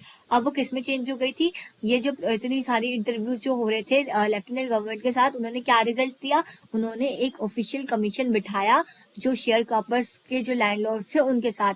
इस सिचुएशन में एक ऑफिशियल वो बैठा गया, ऑफिशियल कमीशन बैठा गया। फिर the commission consist of the landlords, government officials and the Gandhi as the sole representative of the peasants. तो अब ये जो चीज थी ये जो कमीशन था क्या क्या कंसिस्ट करता था, ये कमीशन जो था कंसिस्ट करता था लैंडलॉर्ड गवर्नमेंट ऑफिशियल्स के लिए, और गांधी को भी ये एग्जिस्ट मतलब गांधी जी भी इसमें थे। कौन कौन था, सबसे पहले तो था इसमें लैंडलॉर्ड थे जो इंग्लिशमैन थे, गवर्नमेंट ऑफिशियल्स थे जो बाकी जैसे लेफ्टिनेंट गवर्नमेंट वगैरह वगैरह, और गांधी जी थे पीजेंट्स की साइड से जो कि बेसिकली रिप्रेजेंटेटिव के मेन सोल को बता रहे थे। और क्या बताते हैं सोल को, Gandhi remain in Champaran for an initial uninterrupted period of 7 months। अब इसके बाद भी क्या हुआ कि 7 month के पीरियड के लिए भी वो लोग वहां पर रहे, several shorter visits लेते रहे। The visits undertaken casually on the entirely and the unliterate peasants in the expectation that it would last few days occupied almost a year of Gandhi's life। यानी कि गांधी's लाइफ के इतने सारे जो कुछ आने वाले जो कुछ दिन है, इन्होंने आने वाले कुछ दिन में क्या हो जाएगा, गांधी अपनी जितनी भी लाइफ इस मतलब कि अपने लाइफ के जितने भी साल इस शहर में काटे उसका रिजल्ट आने वाला है कुछ आने वाले दिनों में। यानी कि ये जो हमारा कमीशन वगैरह हुआ था इसका रिजल्ट आने वाला है कुछ आने वाले दिनों में। फिर क्या होता है, फिर अनइंटरप्टेड यानी कि किसी भी बाधा कोई भी बाधा बीच में नहीं आई हुई यानी कॉन्टिन्यूसली। एंट्रेटी यानी कि अननंबर्ड रिक्वेस्ट यानी इतने सारे रिक्वेस्ट। और फिर उसके बाद आते हैं अनलिटरेट पीजन यानी कि अनएजुकेटेड पीजन, जैसे कि राजकुमार शुक्ला, इधर बेसिकली राजकुमार शुक्ला की बात हो रही है, ठीक है। द ऑफिशियल इंक्वायरी असेंबल्ड यानी कि गैदर्ड, जितनी भी ऑफिशियल इंक्वायरी थी, इंजरी बोलते हैं मैंने गलती से, इंक्वायरी जो थी वो असेंबल्ड हुई, गैदर्ड हुई and crushing mountains of the evidence against the big planters. और बहुत सारे जो क्या हुआ, बहुत सारे सबूत ढूंढे गए, crushing mountains basically huge amount of evidence ढूंढे गए बिग प्लांटर्स के अगेंस्ट। प्लांटर्स यानी कि इधर जो प्लांटर्स जिनको बोला गया है लैंडलॉर्ड को बोला गया। And when they saw this, और जब इतनी सारी चीजें हुई और उन्होंने ये सब चीजें देखी, they agreed in principle to make refund to the peasants. और इतनी सारी चीजें जब इतने सारे सबूत जब सामने आए गए और किसके खिलाफ, लैंडलॉर्ड के खिलाफ, तो उन्होंने बाद में एग्री कर लिया कि ठीक है वो कंपनसेशन जो उनका था रिफंड वो पे कर देंगे। दे आस्क्ड गांधी जी कि कितना पे करना है। They thought he would demand repayment in the full the money, तो उन्होंने सोचा कि गांधी जी बोलेंगे कि पूरा मनी पे करो, which they had legally and deceitfully exported from the share croppers. तो कहते हैं गांधी जी उनको लगता है कि गांधी जी कहेंगे कि पूरा 100% तुम लोग पे करो, लेकिन गांधी जी ने सिर्फ 50% मांगा। गांधी जी ने सिर्फ 50% मांगा। देयर ही सीम्ड अडमेंट, क्या हुआ उनको अडमेंट लगा, अडमेंट यानी कि फिल्म लगा। Writes reverend J S Hodge a British missionary in Champaran who observed the entire episode at the close range। उन्होंने बताया इन्होंने जो था, ये जो लोग थे, क्या नाम है इनका, रेवरेंड जेजेड हॉज, एक ब्रिटिश मिशनरी थे जिन्होंने चंपारण का जितना भी इंसिडेंट था खुद अपने आंखों के सामने देखा था, खुद बहुत नजदीक से देखा था। उन्होंने ये सोच रहे थे, thinking probably that he would not give way।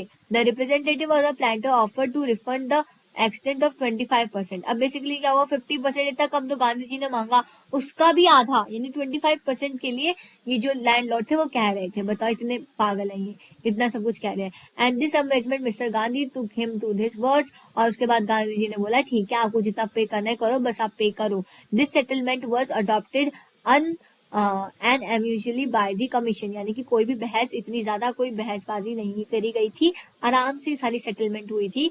Gandhi explain, और जब गांधी जी वापस आए तो उन्होंने एक्सप्लेन करा कि हमारे लिए अमाउंट को वापस लेना इम्पोर्टेंट नहीं है, हमारे लिए क्या इम्पोर्टेंट है, पीसेंट्स को बोलते हैं हमारे लिए क्या इम्पोर्टेंट है, हमारे लिए इम्पोर्टेंट ये रहा कि जो ये ब्रिटिशर्स थे ये हमारे आगे झुके, इन्होंने एटलीस्ट हमें मनी वापस करने के लिए कहा, अपनी प्रेस्टीज अपनी प्राइड के सामने ये लोग झुके, जो हमारे लिए इतनी बड़ी बात है कि फुल मनी रिफंड से भी बहुत बड़ी बात है। यानी कि उन्होंने समझाया कि यूनिटी में इतनी ताकत है कि ब्रिटिश जैसे लोगों को भी हम ब्रिटिशर्स तो क्या बड़े से बड़े लोगों को भी हमारे सामने झुका देगी अगर हम यूनाइट रहेंगे। तो ये सब उन्होंने शिक्षा दी आगे लोगों को। The law, now the peasant saw that he had rights and defenders. अब बेसिकली पीजेंट्स को ये विश्वास हो गया कि उनके पास राइट्स भी है और उनके पास डिफेंडर्स भी है। ही लर्न करेज, उन्होंने करेज लिया। Event justified Gandhi position, justified यानी कि मेक बाय गुड, जस्टिफाइड यानी कि मेक बाय गुड। जो भी गांधी जी ने क्या किया था, जितना भी काम किया था, सब उन्होंने एक्सप्लेन किया अच्छी तरह से। With in a few years the British planters abandon, फिर बाद में क्या हुआ, कुछ ही टाइम के बाद जो ब्रिटिश प्लांटर्स थे, जो लैंडलॉर्ड थे, उधर से चले गए। अबेंडन यानी कि लेफ्ट देयर स्टेट्स यानी कि उनके जो छोटे छोटे प्रॉपर्टी थी उनको छोड़ के वो चले गए। विच रिवर्टेड टू द पीजेंट्स, जो कि बाद में वापस पीजेंट्स को दे दी गई, डिस्ट्रीब्यूट कर दी गई। इंडिगो शेयर क्रॉपिंग डिसअपियर्ड, और जो इंडिगो क्रॉपिंग थी वो भी अब इंडिगो शेयर क्रॉपिंग जो थी वो भी अब डिसअपियर हो गई थी। अब इस नाम की कोई भी क्रॉपिंग नहीं हो रही थी। Gandhi never contented himself with large political और इकोनॉमिक सॉल्यूशंस, और गांधी ने कभी भी खुद को कंटेंटेड यानी सेटिस्फाइड नहीं किया, यानी कि कभी भी खुद को ये भरोसा नहीं दिलवाया कि ये लोग इनकी निगरानी में यानी पॉलिटिशियन और इकोनॉमिक सॉल्यूशन की निगरानी में सुखी रहेंगे। उन्होंने क्या किया, he saw the culture and social backwardness in the Champaran villages. उन्होंने क्या देखा, उन्होंने उनको खाली इसके लिए नहीं आए थे कि हाँ मतलब पॉलिटिकल इकोनॉमिक सॉल्यूशन हो गया तो चलो अब मैं सेटिस्फाइड हो जाता हूँ, नहीं, वो इससे सेटिस्फाइड नहीं हो। उन्होंने कल्चरल और सोशल बैकवर्डनेस देखी कि चंपारण की विलेज में कितनी कल्चरल और सोशल बैकवर्डनेस है, कितने लोग गरीब है और कितनी चीजों की कमी है, and wanted to do something about it immediately, और उनको ये सब चीजें, इन सब चीजों को ओवरकम करना था जितनी जल्दी हो सके। ही अपील फॉर द टीचर, उन्होंने क्या करा, टीचर के लिए अपील किया। महादेव देसाई एंड निहरती पारिक, वो दो यंग मैन जो थे, उन्होंने गांधी जी को ज्वाइन किया उनका सेवक बनकर। एंड देयर वाइफ्स, और उनकी पत्नियों ने भी उनको वॉलेंटियर किया। Several more come from Bombay, Poona and other distance, और बहुत सारे लोग और आए बॉम्बे, पूना और बाकी डिस्टेंस से। Parts of the land, Devdas Gandhi ji youngest son, और देवदास भी आया था गांधी जी का सबसे छोटा बेटा arrive from the ashram and so did Mrs Gandhi ji. और वहीं दूसरी तरफ गांधी जी की वाइफ भी उधर आई थी। Primary schools were open in 6 villages. और तभी क्या हुआ, जो प्राइमरी स्कूल्स को क्या करा, 6 विलेजेस में खोल दिया गया। Kasturba Bai taught the ashram rules on the personal cleanliness and community sanitization. वहां पे जो गांधी जी की पत्नी थी कस्तूरबाई, उन्होंने क्या करवाया था, उन्होंने उधर लेसन दिए किसके, पर्सनल क्लीननेस से, कि कैसे खुद को साफ सुथरा रखना है, कैसे कम्युनिटी सैनिटाइजेशन यानी कि आसपास की जगहों को भी कैसे साफ सुथरा रखना है, सब चीजों के बारे में उन्होंने उधर इंफॉर्मेशन दी थी वहां के लोगों को। ठीक है, और क्या हुआ था, हेल्थ कंडीशन वर मिजरेबल, यानी कि उधर की जो हेल्थ कंडीशन थी वो हद से भी ज्यादा वाहियात थी। बहुत ज्यादा बुरी हेल्थ कंडीशन हो रखी थी वहां के लोगों की, यानी कि वहां के लोग हर किसी चीज के लिए एक ही दवाई यूज करते थे। Gandhi got a doctor to volunteer his services for 6 month. Gandhi ने क्या करा, डॉक्टर को भी, एक अपने जो वॉलंटियर डॉक्टर था उसको भी बुलाया, मतलब अपने में से एक वॉलंटियर को बुलाया जो कि एक डॉक्टर था, उनको बुलाया। और उन्होंने इसलिए बुलाया था ताकि वो वहां पे उनको वॉलंटियर कर सके 6 मंथ के लिए। 3 मेडिसिन आर अवेलेबल, वहां पे खाली 3 मेडिसिन अवेलेबल थी। कौन कौन सी थी, कॉस्टर ऑयल, कौन कौन सी थी इसको समझ लेते हैं, कॉस्टर ऑयल, क्विनिन और सल्फर, ये सारी उधर थी। कौन सी, फिर से बोलते हैं, कॉस्टर ऑयल थी, एक मिनट, कॉस्टर ऑयल थी,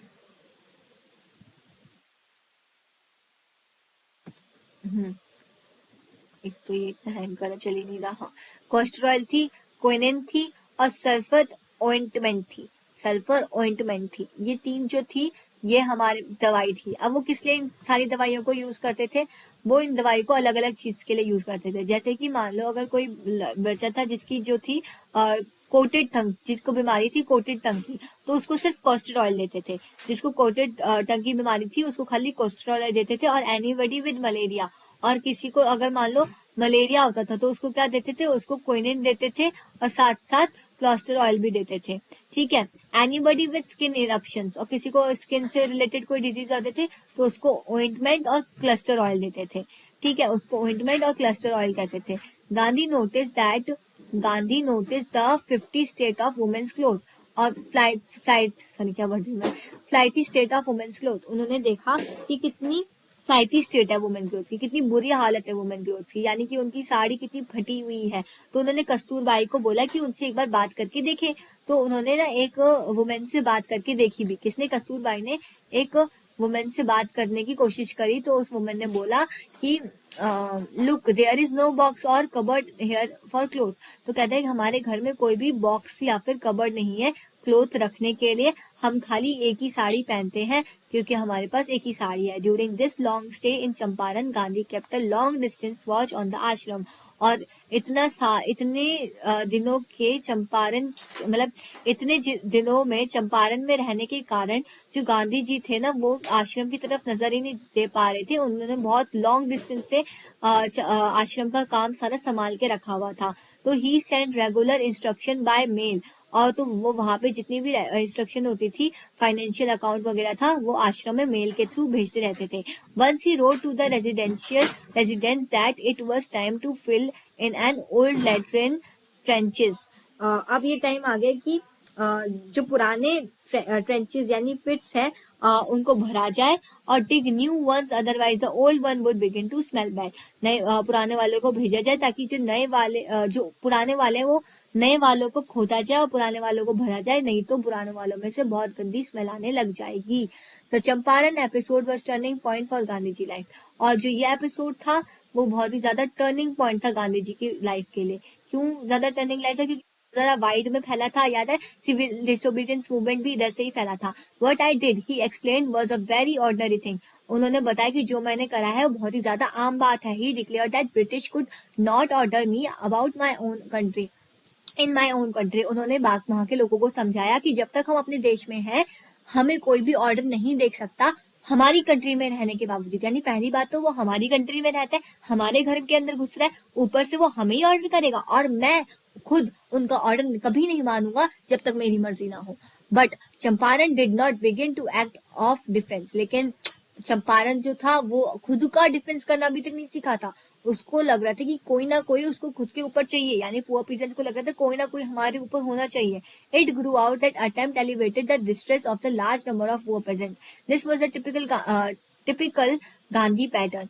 His politics were intertwined with the practical day-to-day problems of the millions. His was the not loyalty and abstract. It was the loyalty of the living human beings. तो वो ये सब जब देख रहे होते हैं तो फिर सब लोग उनके पॉलिटिकल मतलब है ना, गांधी जी पॉलिटिक्स में भी इन्वॉल्व है, तो सब कुछ इसमें साथ साथ हो रहा था, जो कि बहुत ज्यादा कठिन होता जा रहा था गांधी जी के लिए। क्या चीज होती जा रही थी, देखो सबसे पहले तो इधर होता था, but Champaran did not begin as act defiance यानी कि अपोजिशन। लेकिन जो चंपारण था वो अपोजिशन में नहीं आया था, डिफियंस यानी कि गांधी जी के अपोजिशन में नहीं आया था। It grew out of an attempt to elevate यानी कि reduce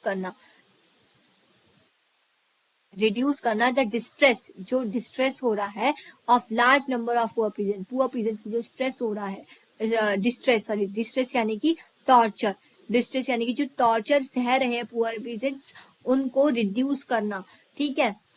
this was the typical Gandhi pattern, और यही एक गांधी जी का पैटर्न था।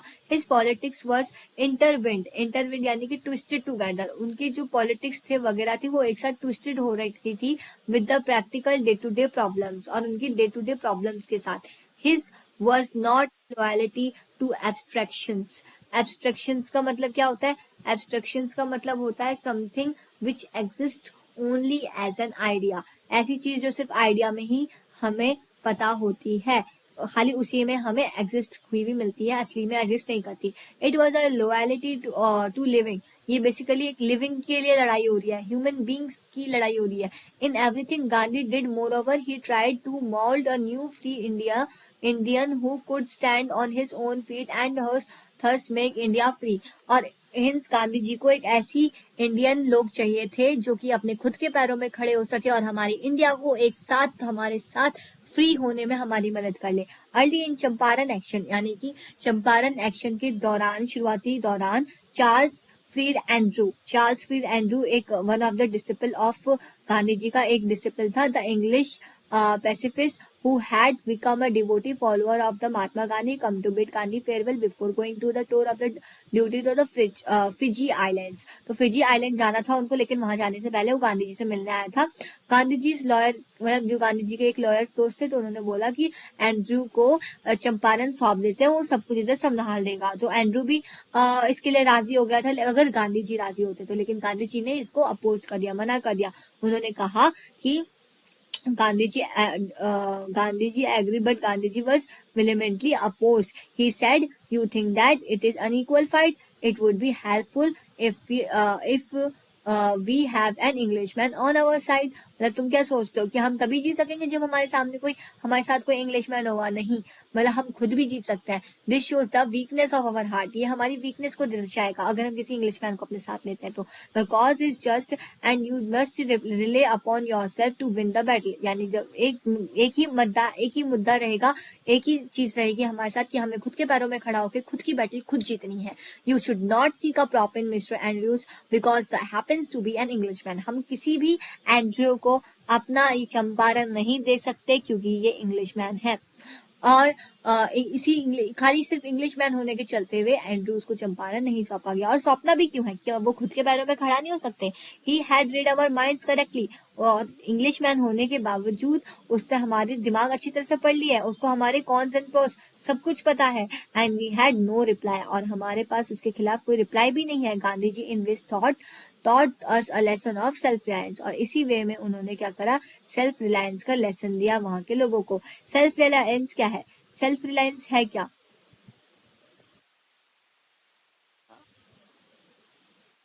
सेल्फ रिलायंस है क्या?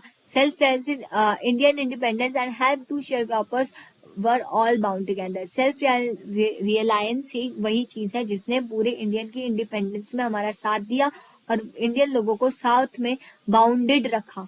किसने? सेल्फ रिलायंस ने। तो इस पे भी क्वेश्चन बन सकता है, सेल्फ रिलायंस पे क्या होता है। तो एक बार हम जल्दी से समरी देख लेते हैं। चैप्टर रीडिंग तो हमारी अच्छी तरह से हो गई।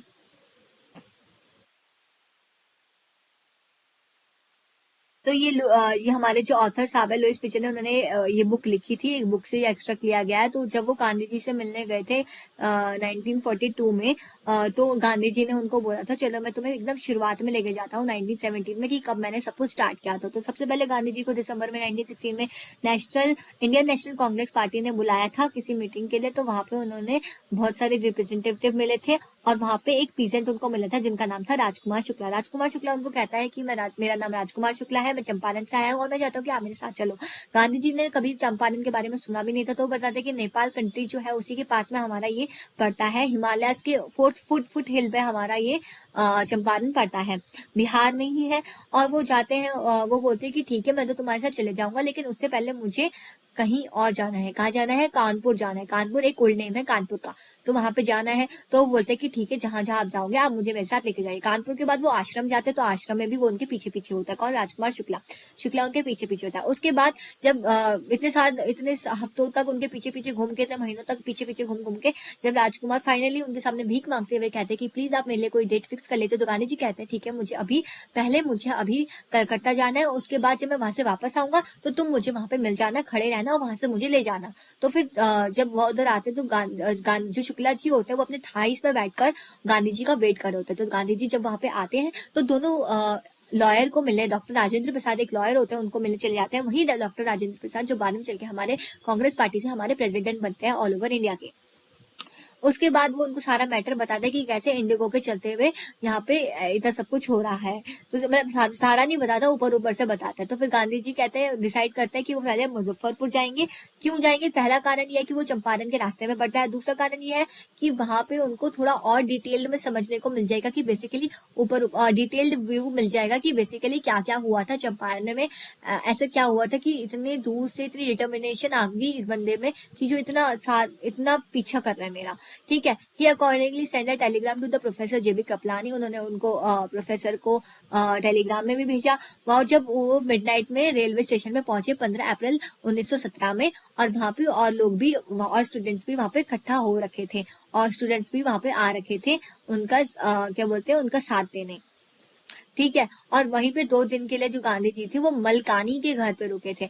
मलकानी एक गवर्नमेंट टीचर थे, और वहां पे किसी ऑर्डिनरी मैन को एक मतलब कि एक रेजोल्यूट इंसान थे ये भी गांधी जी, और उनको घर पे रुकाना, एक होम रूलर को घर पे रुकने के लिए जगह देना उस टाइम पे बहुत बड़ी बात होती थी। तो मुजफ्फरपुर जाकर सबसे पहले तो वहां पे लॉयर से मिले। तो लॉयर ने उनको सारा केस एक्सप्लेन किया कि ऐसा ऐसा है, और उसके बाद फी बता दी। तो गांधी जी ने लॉयर्स को डांटा कि तुम इतने गरीब लोगों से इतनी ज्यादा फी ले रहे हो। तो उसके बाद उन्होंने कंक्लूजन निकाला कि इधर लॉ कोर्ट में जाकर हमें कोई फायदा नहीं मिलेगा, क्योंकि ये जो हमारे पीजेंट्स हैं इनके मन में डर है रिलेटेड टू द ब्रिटिशर्स कि ये जो लॉ कोर्ट वाले ये भी इनका साइड ही देंगे। तो ये सारे डर होने के बावजूद ऐसे तो हम कोर्ट का सहारा नहीं ले सकते, उन्होंने सीधा बता दिया। फिर उसके बाद उन्होंने क्या करा, उन्होंने इंग्लिश मैन ने वाइडली उनको समझाया कि हुआ क्या था। तो बेसिकली हुआ क्या था कि जो चंपारण के बड़ी बड़ी प्रॉपर्टीज थी वो इंग्लिश मैन ने हड़प ली थी, और उनको स्मॉल स्मॉल प्रॉपर्टीज में पीजेंट्स को दे दिया था रेंट पर। अब पीजेंट्स के पास इतने पैसे तो नहीं थे कि वो रेंट पे कर सके, तो वो उनको कहते थे, उन्होंने उनके पीजेंट्स और लैंडलॉर्ड्स के बीच में एक कॉन्ट्रैक्ट साइन हुआ था। क्या कॉन्ट्रैक्ट साइन हुआ था? एक ऐसा कॉन्ट्रैक्ट साइन हुआ था जिसमें लैंडलॉर्ड्स कहते हैं कि तुम हमें कैश रेंट पे मत करना, बस तुम्हें अपनी लैंड का 15% इंडिगो उगाना है, और जितना इंडिगो उगेगा वो एज अ रेंट पे कर देना है, और बाकी लैंड में वो जो उगाना है उगा सकते हैं। ठीक है। तो ये सब उनको दे दिया था। लेकिन लेकिन लेकिन बाद में क्या हुआ कि जो जर्मनी है उन्होंने सिंथेटिक इंडिगो बनाना सीख लिया, तो फिर इंडिया के इंडिगो की उनको कोई अब जरूरत ही नहीं थी। तो लैंडलॉर्ड को भी अब इंडिगो की जरूरत नहीं थी, तो उनको ये लॉ तोड़ना था, और ये कॉन्ट्रैक्ट तोड़ना था। और जब भी किसी को कोई कॉन्ट्रैक्ट तोड़ना होता है तो उसको कंपनसेशन पे करना होता है। लेकिन इधर उन्होंने चालाकी चली और पीजेंट्स को बोला कि पीजेंट्स हमें तुम पे बहुत ज्यादा दया आने लगी है, हम चाहते हैं कि अब तुम ये कॉन्ट्रैक्ट तोड़ दो, अब हम तुम पे इतने ज्यादा अत्याचार होते हुए नहीं देखना चाहते, तुम ये लॉ तोड़ दो और हमें कंपनसेशन पे कर दो। कुछ पीजेंट्स ने कर भी लिया जो भोले भाले थे, और कुछ ने नहीं करा। तो जिन्होंने नहीं करा था उनको मार मूर के उनसे पैसे निकलवा लिया, और जिन्होंने करा था जब उनको सच्चाई पता चली तो वो वापस मांगने गए तो उनको भी मार मूर के वापस भेज दिया। तो ये सब हो रहा था, इतना सब कुछ, इतना अनजस्टिस, इतना था, अनफेयर हो रहा था। तो फिर जब गांधी जी को सब पता चला तो उन्होंने सबसे पहले डिसाइड करा कि वो जाएंगे ब्रिटिश जो सेक्रेटरी है, ब्रिटिश लैंडलॉर्ड एसोसिएशन के जो सेक्रेटरी है उनके पास जाएंगे, लेकिन उधर उन्होंने कोई भी इंफॉर्मेशन देने से मना कर दिया आउटसाइडर को। फिर उन्होंने कहा, फिर वो कहाँ गए, वो ब्रिटिश ऑफिशियल कमिश्नर के पास गए, तो उन्होंने उनको बुली करने लग गए कि तुम इधर से चले जाओ। लेकिन गांधी जी उधर से जाने के बजाय और अंदर यानी कि मोतीहारी कैपिटल ऑफ चंपारण की ओर चले गए।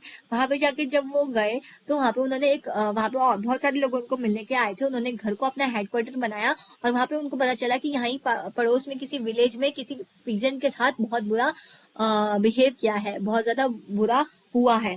तो वो उनसे मिलने चले गए, एलिफेंट के ऊपर बैठ के वो जा रहे थे, तो एक पुलिस सुपरिटेंडेंट ने उनका रास्ता रोका और उनको वापस जाने को कहा, लेकिन गांधी जी ने उनकी बात मानी नहीं और वो वहां पे सीधा उस पीजेंट की मदद करने के लिए चले गए। लेकिन फिर अगले दिन उनको नोटिस आया कि तुम लोग इधर से जल्दी से चंपारण मूवमेंट को क्विट करो और जल्दी से इधर चले जाओ। लेकिन गांधी जी ने उधर साफ साफ लिखते हुए कह दिया कि मैं आपका रूल नहीं मानता, मैं आपके रूल को डिसोबे करता हूँ। और ऐसा रिजल्ट गांधी जी को कोर्ट में बुलाया गया। पूरी रात गांधी जी को नींद नहीं आया। उन्होंने अपने जो लॉयर फ्रेंड्स है उनको कांटेक्ट करा। अगले दिन सारे लॉयर फ्रेंड्स आए, लेकिन लॉयर फ्रेंड्स के साथ साथ उधर पूरी भीड़ जमा हो गई पीजेंट्स की कोर्ट के बाहर, क्योंकि पीजेंट जो थे उनको ये नहीं पता था कि उनकी मदद करने गांधी जी आए जिन्होंने साउथ अफ्रीका में इतना सब कुछ करवाया। उनको बस इतना पता था कि उनकी मदद करने के लिए कोई महात्मा आया है और अब वो महात्मा मुश्किल में है, तो हमें उनकी मदद करने जाना ही पड़ेगा। तो वो सारे आ गए। अब जो हमारी ये थे इंग्लिशमैन थे, इनसे जो थी भीड़ पे कंट्रोल नहीं हो रही थी, तो उन्होंने गांधी जी की मदद मानी और गांधी जी ने उनकी मदद कर भी दी। और तब बाद में जो अथॉरिटीज थी उन्होंने अपनी सुपरवाइजर से, जजेस से रिक्वेस्ट करा कि जो रिजल्ट है उसको थोड़ी देर बाद डिक्लेयर करें, लेकिन गांधी जी ने डिले के लिए मना कर दिया। तो फिर उन्होंने बोला कि चलो ठीक है, हम लोग रिसेस के बाद रिजल्ट देंगे, तो गांधी जी को तब तक के लिए बेल दे दो। तो गांधी जी ने बोला नहीं, मुझे बेल नहीं चाहिए। तो बेल के बिना गांधी जी को आजाद कर दिया गया। गांधी जी को बेल के बिना लिबर्टी मिल दी गई। और ये पहली बार हुआ था किसी को मतलब किसी को कोर्ट में समेंट करने के बाद उसको ऐसे ही छोड़ा गया हो, ये पहली बार हो रहा था। इतनी यूनिटी देखकर ये पहली बार हो रहा था और ये पहली जीत की ओर हमें इशारा करता था। तो फिर क्या हुआ कि सारे डॉक्टर राजेंद्र प्रसाद, ब्रिज किशोर बाबू, मौलाना साहब जितने भी थे सब लोग उधर आ गए थे और सब लोग उधर जो भी गांधी जी के साथ थे। तो गांधी जी ने बोला अगर आज मैं जेल चले जाता तो तुम क्या करते। तो उन्होंने रिप्लाई में बोला अगर आप जेल चले जाते तो आप ही तो एक हमारे एडवाइजर, अगर आप जेल चले जाते तो हम भी अपने घर चले जाते। तो फिर वो कहते हैं इनके साथ जो अनजस्टिस हो रहा है उनका क्या होता, उसका क्या होता। तो वो कहते हैं, फिर वो सोचते हैं, फिर वो सब आपस में डिस्कशन करते हैं। तो उनको ये रियलाइजेशन होता है कि जो गांधी जी है वो तो बाहर के आदमी है, जो हमारे अपने स्टेट के लिए इतना सब कुछ कर सकते हैं, तो हम तो इसी स्टेट के हैं, इन्हीं लोगों के लिए, तो हम क्यों नहीं कर सकते। और ये इनके लिए और हमारे रहते हुए अगर गांधी जी जेल में चले जाए और हम जेल में न जाइए तो हमारे लिए बहुत शर्मनाक बात होगी। तो फिर वो कहते हैं कि अगर गांधी जी आप जेल में चले जाएंगे तो हम भी आपके पीछे पीछे जेल में चले जाएंगे। और प्लस जब गांधी जी सोचते हैं तो खुशी के मारे एक्सप्लेन करते हैं कि हाँ बस अगर ऐसा हमारे पे ऐसे ही तुम लोग कोऑपरेट करते रहे तो हम चंपारण का जो बैटल है वो तो हम ऐसे ही जीत जाएंगे, या फिर ऐसे ही जीत चुके हैं। फिर उसके बाद ये सब होता है तो फिर गांधी जी को एक ऑर्डर आता है। वो सब तैयारी करने लग जाते हैं, चिट्स डिस्ट्रीब्यूट करता है, अगर वो जाएंगे तो तुम किस जेल में जाओगे, तुम किस जेल में जाओगे, ऐसे वगैरह कुछ प्लानिंग करने लग जाते हैं। फिर उसके बाद गांधी जी को एक लेटर आता है लेफ्टिनेंट गवर्नमेंट से कि आपका सिविल डिसोबीडियंस जीत चुका है और आपके खिलाफ अब कोई भी केस नहीं होगा। बस इतना सुनते ही गांधी जी थे इंक्वायरी लेने लग जाते हैं और ज्यादा एविडेंस कलेक्ट करने लग जाते हैं। और उसके बाद वो सर एडवर्ड से मिलते हैं, लेकिन सर एडवर्ड लेफ्टिनेंट गवर्नमेंट से मिलने से पहले वो लोग पहले प्लान बना लेते हैं कि अगर बाई चांस वो वापस नहीं आते तो क्या क्या होगा। तो सब पहले से ही उन्होंने डिसाइड कर रखा होता है। अब वो वहां जाते हैं और इतना सारा प्रूफ जो उन्होंने कलेक्ट कर रखा होता है सब कुछ दिखाते हैं। तो जो लैंड लॉर्ड होता है वो ना वापस रिफंड देने के लिए मान जाते हैं, क्योंकि इतना सारा प्रूफ उनके खिलाफ होता है और तो फिर उनको मानना ही था। तो फिर वो मान लेते हैं। तो उनको लगता है कि कितना पे करें हम। तो उनको लगता है कि गांधी जी बोलेंगे कि जितना तुमने लिया सारा का सारा पे करो, लेकिन गांधी जी बोलते हैं खाली 50% पे करो। तो फिर उसमें से और ज्यादा वो लोमड़ी लोग जो होते हैं वो बीच में बोलते हैं कि नहीं हम 50% या 25% पे करेंगे। तो गांधी जी बोलते हैं ठीक है तुम करो, बस पे करो। तो फिर वो लोग पे करके चले जाते हैं। फिर गांधी जी वापस आके उनको समझाते हैं कि देखो भाई ऐसा है कि हमारे लिए मनी इंपॉर्टेंट नहीं है, हमारे लिए ये इंपॉर्टेंट है कि ब्रिटिश लोग अपनी प्राइड के आगे हमारे लिए झुके, तो वो चीज हमारे लिए इंपॉर्टेंट है। तो जब ये सब देख लेते हैं तो फिर कुछ समय बाद जब ये सब हो जाता है तो गांधी जी फिर से उधर ही रहते हैं क्योंकि उनको बाकी पे भरोसा नहीं होता, तो खुद उधर रहते हैं इतने टाइम के लिए। फिर कुछ समय बाद जो ये लोग थे, लैंडलॉर्ड थे, उनको छोड़ के चले जाते हैं, और जो उनका लैंड था, पीजेंट्स का जो खुद का लैंड था, जो उनको रेंट के तौर पे भरना पड़ रहा था, उनको वापस रिडिस्ट्रीब्यूट कर लेता है, और पीजेंट्स के बाद अपना अपना लैंड वापस आ जाता है।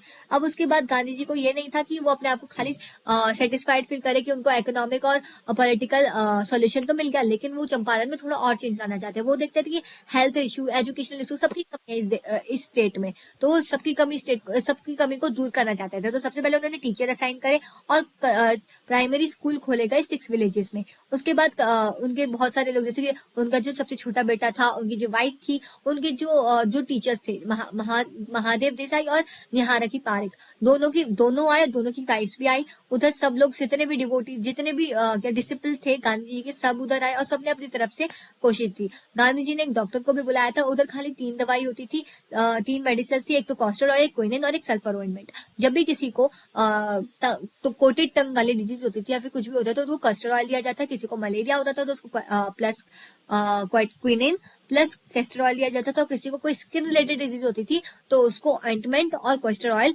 दोनों दिया जाता था।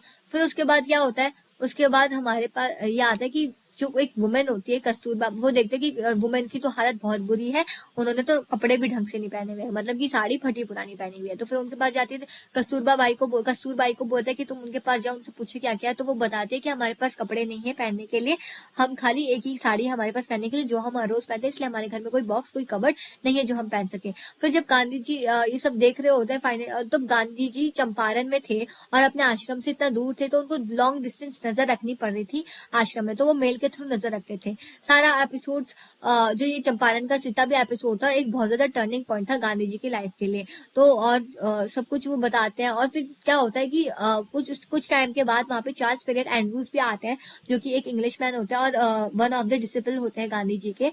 तो गांधी जी से जब वो मिलने आते हैं ना, तो फिर उनके जो लॉयर फ्रेंड है वो उनको कहते हैं कि क्यों ना चंपारण को एंड्रूज के पास सौंप दिया जाए। लेकिन एंड्रूज भी रेडी हो जाता है अगर गांधी जी रेडी हो तो, लेकिन गांधी जी मना कर देते हैं कि क्यों कोई होना चाहिए हमारे ऊपर, क्या हम खुद अपने पैरों पे खड़ा नहीं हो सकते, क्या खुद हम अपना ध्यान नहीं रख सकते।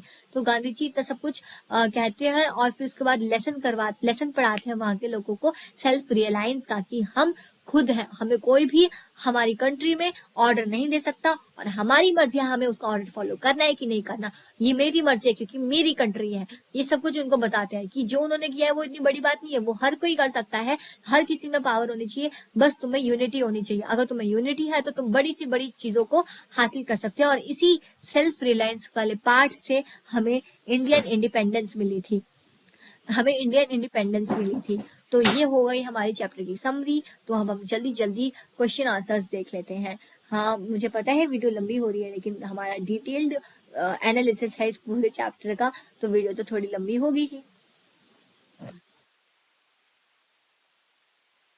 तो एमसीक्यू बेस्ड क्वेश्चन है। सबसे पहला है, strike out which is not true in the following. Rajkumar Shukla was a share cropper, a politician, a delegate, a landlord, which not true in the following. Rajkumar was a share cropper तो था, politician नहीं था, delegate भी नहीं था, landlord भी नहीं था। Rajkumar was poor, physically strong, illiterate. तो क्या था which is not true in the following. तो इधर तो ये ट्रू नहीं है, ये भी ट्रू नहीं है, और ये भी ट्रू नहीं है। और इधर क्या ट्रू नहीं है, इधर सिर्फ ये ट्रू नहीं है क्योंकि वो पुअर भी था और इलिटरेट भी था, तो ये दोनों चीजें ट्रू है। Why Rajkumar Shukla describe a being resolute. वो रेजोल्यूट क्यों कहा गया, क्योंकि वो बहुत ज्यादा डिटरमाइंड था अपने टास्क को लेकर। उसको किसी भी हालत में गांधी जी को अपने बिहार यानी चंपारण ले जाना था, और उसके लिए उसने पूरी कसर लगा दी, पूरा पीछा पीछा करता था गांधी जी का। गांधी जी जहां जहां जाते रहे उनके पीछे पीछे वो आता रहा, और बाद में उनसे फिक्स डेट उनको लेकर के चंपारण चला भी गया। तो ये सारी चीजें बताता कि बहुत ज्यादा रेजोल्यूट था, बहुत ज्यादा डिटरमिनेंट था अपने रिजल्ट को लेके। Why do you think the servants thought Gandhi ji to be the another peasant. क्योंकि वो क्योंकि वो जो था इनके साथ था, क्या नाम है इनका, शुक्ला जी के साथ था, और शुक्ला जी एक पीजेंट थे, और शुक्ला जी के साथ रहने के कारण वहां पर उन लोग के लोगों को लगा कि ये भी एक पीजेंट है। मतलब समझ रहे हो, वो शुक्ला जी के, गांधी जी जो थे वो शुक्ला जी के साथ थे, और गांधी जी अनटचेबिलिटी वाली जैसी कोई भी चीज को नहीं मानते, तो उनके साथ उनको टच वगैरह कर रहे होंगे, तो उनको लग रहा होगा, उनको भी तब यही लगा कि ये भाई एक दूसरे को टच कर रहा है, तो ये भी उन्हीं की कैटेगरी में आते हैं। तो उनको कुछ पता नहीं था गांधी जी के बारे में, तो ऐसा मनगढ़ंत कहानी बना दी। अगला question, list the places that Gandhi ji visited his first meeting in the Shukla, ये मुझे कमेंट बॉक्स में आप बताएंगे, ठीक है। What did the peasant pay the British landlord as a rent, क्या पीजेंट्स पे करते थे लैंडलॉर्ड्स को एज अ रेंट, इंडिगो, ठीक है। What did the British now want instead and why, अब ब्रिटिश क्या चाहते थे, कंपनसेशन चाहते थे, क्यों चाहते थे, क्योंकि अब उनको कोई तो प्रॉफिट हो नहीं रहा, तो इसलिए वो कंपनसेशन मांगना चाहते थे। What would be the impact of synthesis Indigo in the price of natural Indigo, what would be the impact of synthetic Indigo on the precious of natural Indigo, क्या हो रहा था, इनकी सिंथेटिक है नए नए आया तो ज्यादा बिकेंगे, ये कम बिक रहे हैं, वही चीज आ रही, वही इफेक्ट पड़ेगी, कम बिकेंगे, इनका जो सेल्स है वो डाउन हो जाएगी, तो लैंडलॉर्ड को कोई फायदा तो होने से रहा, इसलिए उन्होंने सब कुछ बंद करवा दिया। अब अगला क्वेश्चन आता है कि the event in the part of the text illustration Gandhi's method of working, can you identify some instance of this method and link them to this ideas of satyagraha and non violence, ये इतना important नहीं है, but आप मुझे comment box में बता दीजिएगा। Main important तो मैंने आपको बता ही दिया था चैप्टर के बीच में, इधर था क्वेश्चन, हाँ। Why did Gandhi agree to settle the 25, क्योंकि उनके लिए मनी लेना इंपॉर्टेंट नहीं था, उनके लिए क्या इंपॉर्टेंट था कि जो ब्रिटिशर्स है वो उनके आके झुके। दूसरा क्या था, how did episode change plight of peasants, how did the episode change the plight of the peasants, कैसे एपिसोड जो हुआ था चेंज हुआ था प्लाइट ऑफ पीजेंट्स के लिए, ये भी आप मुझे कमेंट बॉक्स में बताएंगे, और जो मुझे सबसे सुटेबल आंसर लगेगा उसको मैं कमेंट भी करूंगी, ठीक है। अब ये जो क्वेश्चन है ना, ये भी बहुत इंपॉर्टेंट क्वेश्चंस है, ठीक है, इनको भी आप देख सकते हैं, लेकिन इस वीडियो में चलो मैं डिस्कस कर ही लेती हूँ, ठीक है। Why do you think Gandhi ji consider the Champaran acid to be turning point of his life, क्योंकि इस एपिसोड के बाद ही गांधी जी का जो प्रचार था वो बहुत ज्यादा बढ़ चुका था पूरी कंट्री में, और उनकी वाह फैल गई थी, ठीक है। How was Gandhi able to influence lawyers, तो कैसे वो लॉयर्स को इन्फ्लुएंस कर पाए, उनको पीजेंट्स की बार बार कंडीशंस याद दिला करके कि ये इतने गरीब है, इतने लाचार है, अगर तुम चले हम चले गया तो मदद कौन कैसे होगी इनकी, कैसे हम लोग मदद करेंगे, तो बार बार इसलिए वो इनको लॉयर्स को इन्फ्लुएंस कर पाए। What was the attitude of the average Indian in smaller localities towards the advocates of home rule, ये तो भाई ये तो मैंने बहुत बारी बताया, 2 बारी बताया, मुझे कमेंट में चाहिए, ठीक है। How do we know the ordinary people to contribute to the freedom movement, how do we know that ordinary people to contribute to the freedom movement, कैसे ऑर्डिनरी पीपल ने कंट्रीब्यूट करा, जैसे कि मलकानी जो था उसने घर रुकने की जगह दी, कंट्रीब्यूट करा कि नहीं करा, कंट्रीब्यूट करा। तो ऐसे हम बहुत सारे एग्जाम्पल देके बता सकते हैं, और भी लोग थे जैसे कि बहुत सारे डिसिपल्स थे गांधी जी के, जिन्होंने बहुत कुछ दिया, जैसे कि राजकुमार शुक्ला, उसने तो अपने खैर उसने अपने लिए किया, बट एक तरह से ये चीज बहुत बड़ा आउटपुट लेके चली गई नेशनल फ्रीडम के लिए, तो वो भी इनका नाम भी आप लिख सकते हैं, राजकुमार शुक्ला। तो ऐसे आप बहुत सारे लोगों के बारे में लिख सकते हैं, ऑर्डिनरी पीपल्स के बारे में। तो इसी के साथ हमारे चैप्टर के क्वेश्चन आंसर्स, इन टेक्स्ट क्वेश्चन सारे के सारे समरी, सारी की सारी लाइन बाय लाइन एक्सप्लेनेशन और इम्पोर्टेंट वर्ड मीनिंग सब कुछ कर लिया सिर्फ हमने 1.5 घंटे में, 1.5 भी पूरा नहीं हुआ, देख लो 21 हो रखा है। चलो मिलते हैं आपसे नेक्स्ट चैप्टर में, और नेक्स्ट चैप्टर में मिलेंगे विद थासु इंथेसुइज्म, और मिलते हैं नेक्स्ट वीडियो में। कितनी बार बोलूंगी मैं, बस आप सब्सक्राइब कर लेना चैनल को और लाइक कर लेना वीडियो को, बहुत मेहनत लगती है वीडियो बनने में। चलो बाय बाय।